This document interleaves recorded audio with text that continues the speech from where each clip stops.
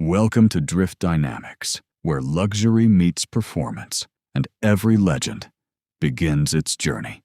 Today, we're uncovering the incredible story of Bugatti, from the brink of bankruptcy to becoming the world's ultimate hypercar legend. So, buckle up, and let's dive into the story. How Bugatti went from bankruptcy to the world's ultimate hypercar. Some companies become famous for building great cars. Others become legendary because they change history. But very few have experienced the extraordinary journey of Bugatti. Today, the name Bugatti represents the absolute pinnacle of automotive engineering. It stands for speed beyond imagination, uncompromising luxury, and craftsmanship that borders on art. Collectors, celebrities, and enthusiasts around the world admire its cars. Yet behind every modern Bugatti lies a story most people have never heard. A story of incredible ambition, of heartbreaking loss, of impossible dreams, and of a company that disappeared, not once, but twice. How does a manufacturer vanish from the automotive world, only to return and build some of the greatest hypercars ever created? The answer begins more than a century ago, with one extraordinary man who believed an automobile could be far more than a machine. Long before Bugatti became a symbol of speed, it was the dream of a young Italian engineer named Ettore Bugatti. Born in Milan in 1881, Ettore grew up in a family where creativity was part of everyday life. His father was a celebrated designer, and his grandfather was an architect and sculptor. Surrounded by artists and craftsmen, Ettore learned that beauty was never accidental. It was created through patience, precision, and imagination. While many young men admired engines simply for their power, Ettore saw something different. He believed machines could possess elegance. He believed engineering could be beautiful. And he believed every mechanical component, even one hidden from view, deserved the same level of perfection as a work of art. In 1909, at just 28 years old, he founded Bugatti in the small town of Molsheim. It wasn't the largest factory in Europe. It wasn't the richest, but it possessed something far more valuable, a philosophy unlike any other. Ettore often said, "Nothing is too beautiful. Nothing is too expensive." Those words became the foundation of Bugatti. They weren't about extravagance. They were about refusing compromise.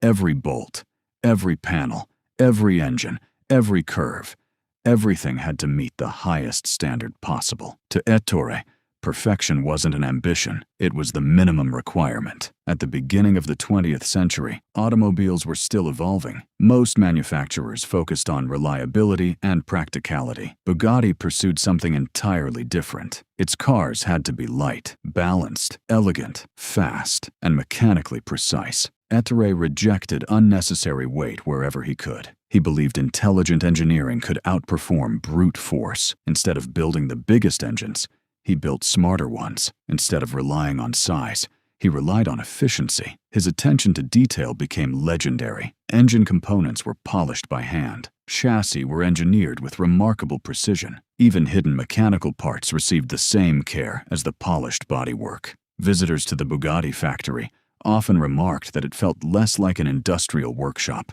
and more like an artist's studio. Every Bugatti leaving Molsheim carried the unmistakable signature of its creator. And before long, the world began to notice. In the early decades of the automobile, there was only one place to prove a car's worth: the racetrack. Winning races meant more than collecting trophies. It proved a car was fast, reliable, innovative. For Bugatti, motorsport became the ultimate testing ground.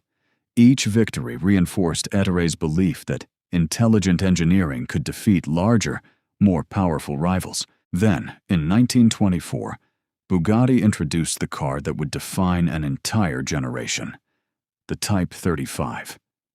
Beautiful, lightweight, perfectly balanced, and devastatingly effective.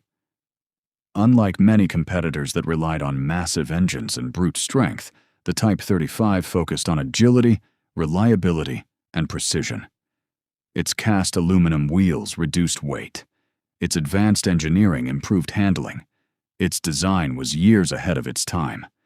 The results spoke for themselves. Race after race, season after season, victory after victory. The Type 35 became one of the most successful racing cars in automotive history, earning more than 2,000 victories and podium finishes. The Bugatti name spread rapidly across Europe. Owning one wasn't simply a sign of wealth, it was a declaration that you appreciated engineering at its finest. As Bugatti's reputation grew, so did its clientele.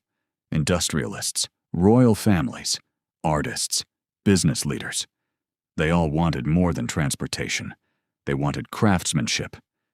Every Bugatti reflected Ettore's belief that a machine should stir emotion. Leather interiors were hand-finished. Dashboard instruments resembled precision watches. Engines looked like sculptures.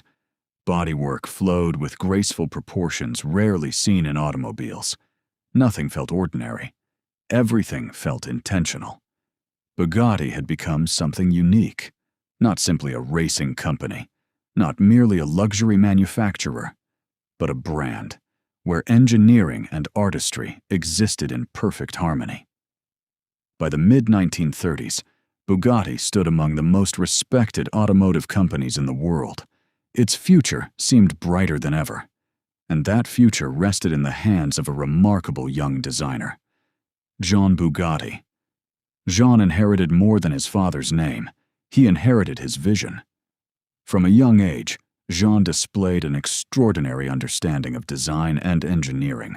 He possessed the rare ability to combine technical precision with artistic beauty. While Ettore established the company's philosophy, Jean began shaping its future. His greatest creation would become one of the most celebrated automobiles ever built. The Type 57 SC Atlantic, with its flowing bodywork, dramatic proportions, and distinctive riveted spine, the Atlantic looked unlike anything else on the road. It wasn't simply admired, it was revered. Even today, it remains one of the rarest and most valuable collector cars in existence. Inside the Bugatti factory, Jean represented hope. Employees saw him as the natural successor to Ettore. Customers admired his talent. The future appeared secure. But history has a way of changing everything in an instant. In August of 1939, while testing one of Bugatti, Jean Bugatti was involved in a fatal accident. He was only 30 years old. For Ettore, it was more than the loss of a son. It was the loss of the person who was meant to carry Bugatti into the future. The atmosphere inside the factory changed overnight. The optimism disappeared. The momentum slowed. And within weeks, Europe would face an even greater catastrophe: the Second World War. For Bugatti, the golden age had come to an abrupt end. The company that had conquered racetracks across Europe was about to enter the darkest chapter in its history. These race cars near the factory in Molsheim